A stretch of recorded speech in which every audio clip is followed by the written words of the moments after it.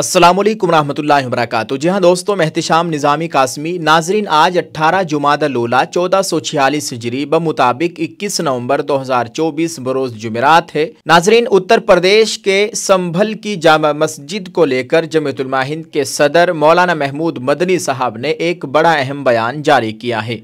Screen पर आप इस लेटर पैड को देख सकते हैं। तारीख के गड़े मुर्दे उखाड़ने से मुल्क को शदीद नुकसान पहुंच रहा है। जामा मस्जिद संभल के तनाज़े पर सदर जमीयतुल उलमा हिंद का बयान। नाज़रीन, आपको बताते चले, जमीयतुल उलमा के इस लेटर पैड में लिखा गया है, सदर जमीयतुल उलमा हिंद मौलाना महमूद असद मदनी ने संभल की जामा मस्जिद के हवाले से पैदा करदा तनाज़ा और अदालत की जानिब से सर्वे के हुक्म पर गहरी तशवीश का इजहार किया है। मौलाना महमूद मदनी साहब ने कहा कि तारीख के झूठ और सच को मिलाकर फिरका परस्त अनासिर मुल्क के अमन व अमान के दुश्मन बने हुए हैं। उन्होंने कहा कि माजी के गड़े मुर्दे उखाड़ने से मुल्क की सेकुलर बुनियादें मुतज़लज़िल हो रही है। नीज़ तारीखी बयानिए को दोबारा तरतीब देने की कोशिशें कौमी सालमियत के लिए किसी भी तौर पर मुनासिब नहीं है। मौलाना महमूद मदनी साहब ने याद दिलाया कि मुल्क ने बाबरी मस्जिद की शहादत का ज़ख्म बर्दाश्त किया है और उसके असरात से आज भी दो चार हैं। इसी पस मंज़र में इबादतगाह खुसूसी दफ़ात कानून 1991 नाफिज किया गया था ताकि मुल्क मस्जिदों मंदिर के झगड़ों की आमाजगाह न बन जाए।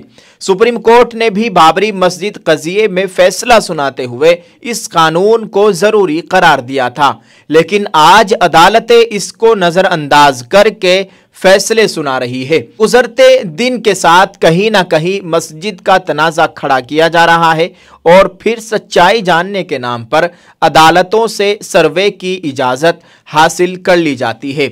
इसके बाद ये सर्वे मीडिया के ज़रिए दो कम्युनिटीज़ के दरमियान दीवार बनाने के लिए इस्तेमाल किया जाता है। मौलाना महमूद मदनी साहब ने मज़ीद कहा कि हम अदालत के फ़ैसलों का एहतराम करते हैं, लेकिन अदालत को फैसले करते वक्त ये ज़रूर देखना चाहिए कि मुल्क और समाज पर इसके क्या असरात पड़ेंगे। मौलाना मदनी ने उम्मीद जाहिर की कि मस्जिद इंतज़ामिया कमेटी जामा मस्जिद के तहफ़्फ़ुज़ के लिए हत्तल वसा कोशिश करेगी। साथ ही ये यकीन दिलाया कि अगर ज़रूरत पड़ी तो जमीयतुल उलमा हिंद कानूनी चाराजोई में ताउन फराहम करने को तैयार है। सदर जमीयतुल उलमा हिंद ने मुल्क के तमाम शहरियों से अपील की कि वो अमन व अमान के क़याम के लिए सब्र व इस्तिक़ामत का मुज़ाहिरा करें और कोई ऐसा कदम ना उठाए जिससे फ़िरका परस्तों के मंसूबे कामयाब हो। अल्लाह ताला खैर का मामला फरमाए। अल्लाह ताला भारत के मुसलमानों की नुसरत व मदद फरमाए, मुसलमानों की मजहबी इबादत गाहों की मुकम्मल हिफाजत फरमाए, आमीन। नाज़रीन, मौलाना महमूद मदनी साहब ने जमीयतुल उलमा हिंद के लेटर पैड के ज़रिए ये बयान जारी किया है। आप इस ताल्लुक़ से क्या कहना चाहेंगे दोस्तों, कमेंट में ज़रूर लिख कर बताइएगा। आए दिन ये लोग किसी भी मस्जिद को, किसी भी दरगाह को मंदिर होने का दावा कर देते हैं, अदालत में पिटीशन डालते हैं, वो फ़ौरन कबूल कर ली जाती है, उस पर सुनवाई होती है और सर्वे का हुक्म भी जारी हो जाता है। अल्लाह ताला अपना करम फरमाए। ये बहुत ही संगीन सूरत हाल है, बहुत अफसोसनाक लम्हा है और तमाम मुसलमानों को सर जोड़ कर बैठने की ज़रूरत है। इस ताल्लुक़ से सोचने की ज़रूरत है कि इसको कैसे रोका जाए। आए दिन इस तरह के वाक़यात बढ़ते ही जा रहे हैं। आप इस ताल्लुक़ से दोस्तों कमेंट करके अपनी राय का इजहार कीजिएगा और इस वीडियो को शेयर ज़रूर करते जाएँ।